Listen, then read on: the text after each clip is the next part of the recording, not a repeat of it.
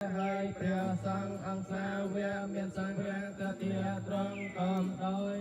សាត្រង់គឺសមាធិបញ្ញានឹងដែលបានប្រកបយើងខ្ញុំសូមគុំដល់យើងខ្ញុំតែការគុំឡើយតែសូមរំដោះយើងខ្ញុំឲ្យរួចពី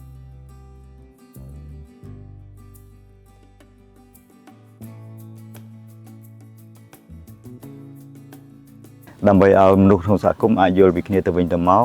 នេះជាតម្លៃមួយសំខាន់ដែលយើងចង់ឃើញមនុស្សទោះបីមានជំនឿខុសគ្នាប៉ុន្តែយើងអាចជជែកគ្នាធ្វើការរួមគ្នាហើយស្រឡាញ់គ្នាទៅវិញទៅមកថ្ងៃនេះយើងឃើញអ្នកទាំងអស់គ្នាបានចូលរួមជាមួយគ្នា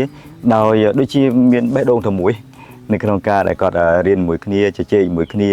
ទោះបីគាត់មកពីតំបន់ខុសគ្នានៅក្នុងស្រុកក៏ដោយប៉ុន្តែគាត់មកជុំគ្នាហើយគាត់ដូចជាបងប្អូនតែមួយក៏រៀនជាមួយគ្នាសប្បាយ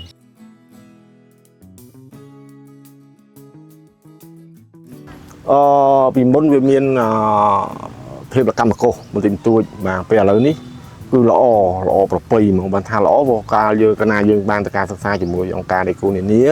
រៀនពីខាងអន្តរជំនឿនេះមកយើងបានយកមកបញ្យល់ប្រាប់គាត់បង្ហាញប្រាប់គាត់តែឥឡូវនេះគាត់ស្វែងយល់ខ្លាំង